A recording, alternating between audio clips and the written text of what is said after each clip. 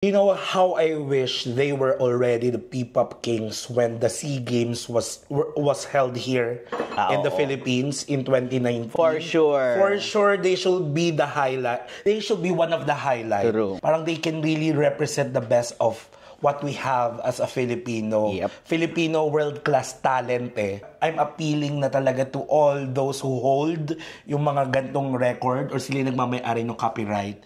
Let the boys, if they will allow, re-record, di ba? Mo ibigay sa kanila, pero bigyan mo kami ng collaboration naman na medyo mahal ang ticket sa concert ni Sir Gary, ha?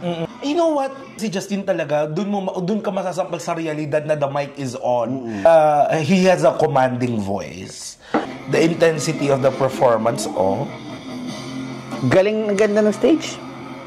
True. In fairness. Parang, He is so lit! oh my God, Stel!